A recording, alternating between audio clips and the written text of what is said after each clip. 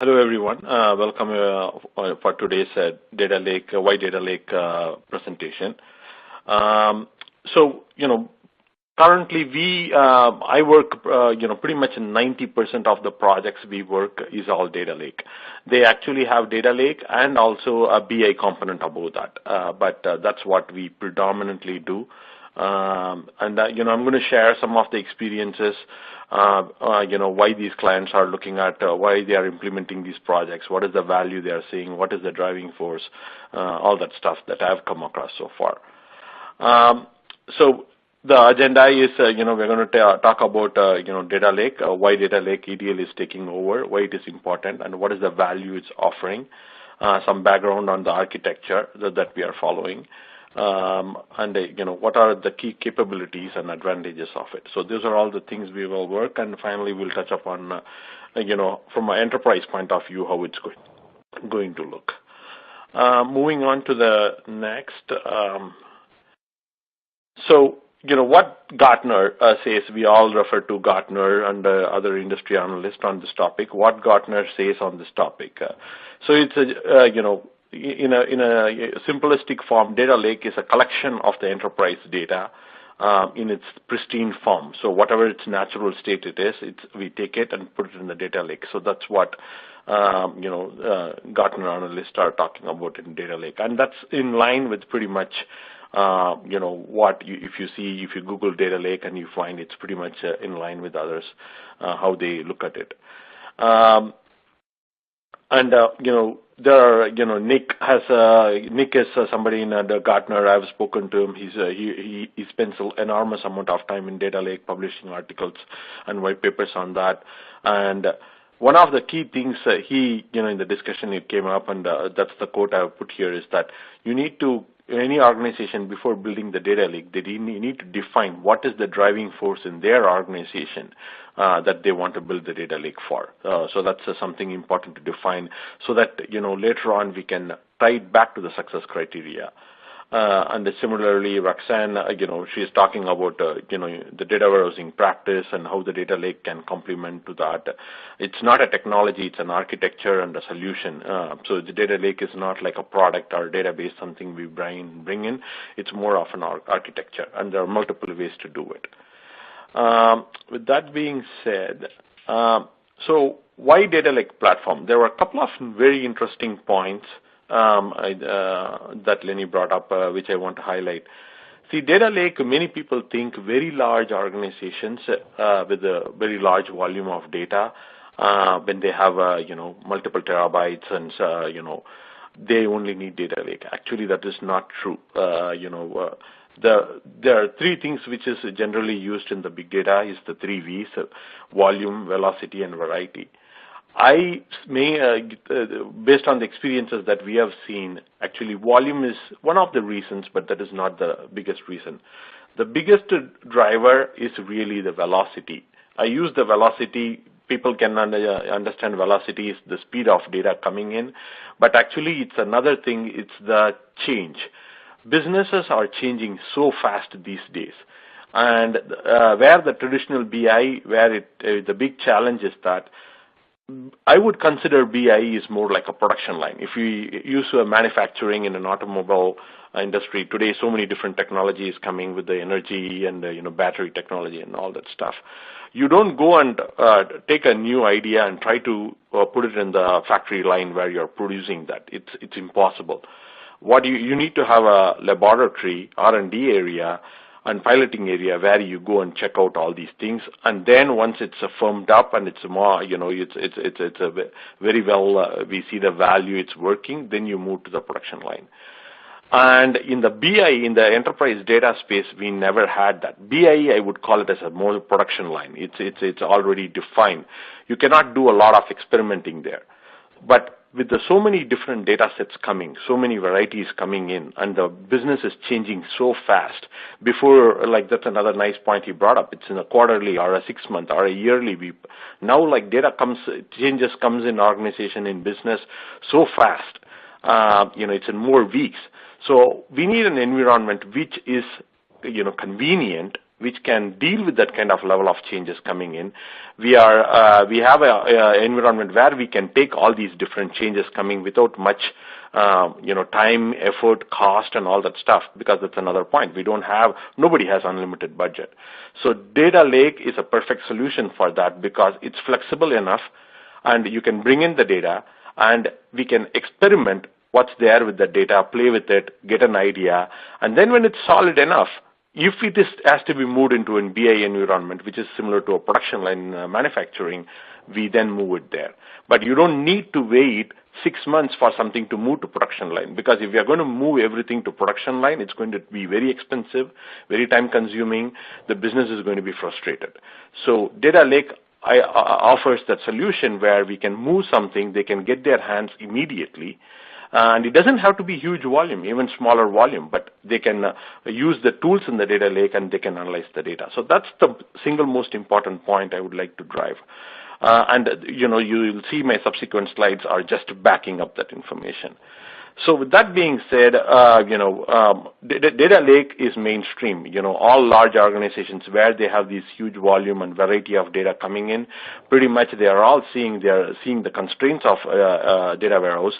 They have to put a requirement document and ETL, all that is going to take a lot of time. So they are all pretty much, everybody is considering data lake because it's fast, inexpensive, and that they can move information in the speed the business wants. That's the point basically. Pretty much, the key is for business, when they want to have a data, there is no more waiting. Pretty immediately it is available. We can give tools today that they can access the data over the data lake. It's not going to be kind of the majority of the audience, because most of them are used to their reporting tools.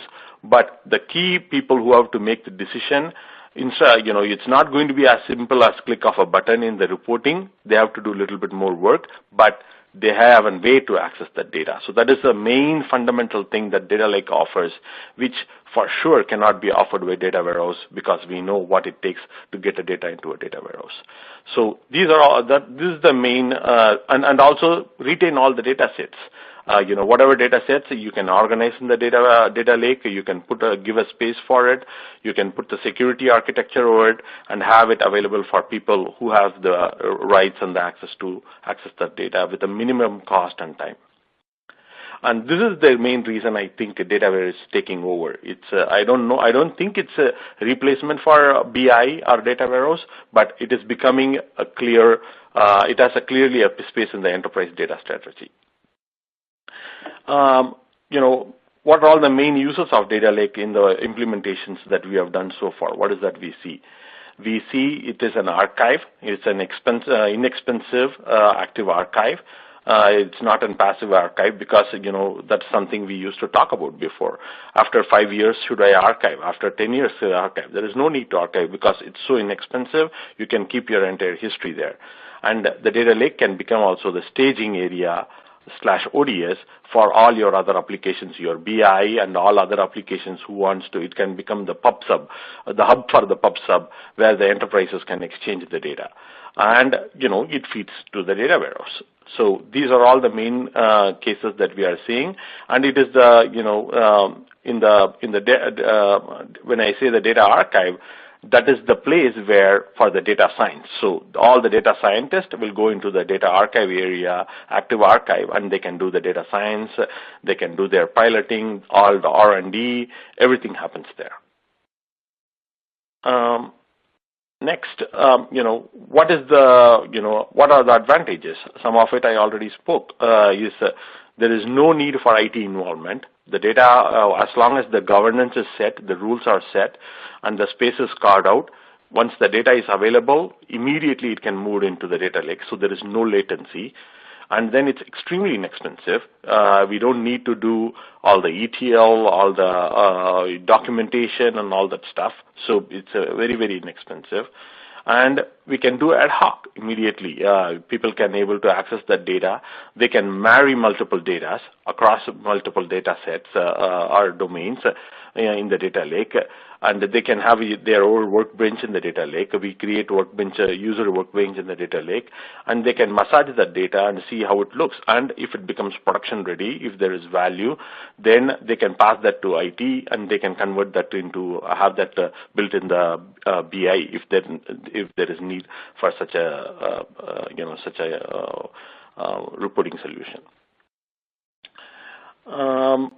So this one is the standard enterprise data platform architecture that we kind of propose to our clients.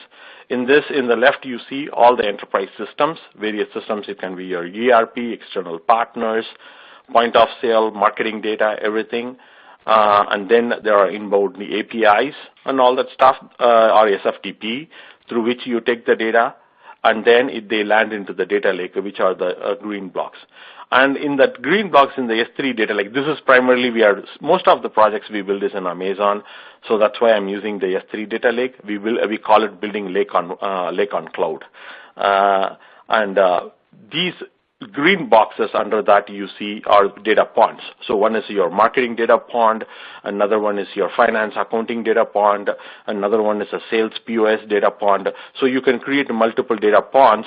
Data pond is just a logical grouping of the data so that they are in the different buckets, so it's organized and all that stuff. And below that we have the data catalog. And then below that is the ETL workflow, which you are taking and loading into your BI, which is Redshift in this Amazon environment.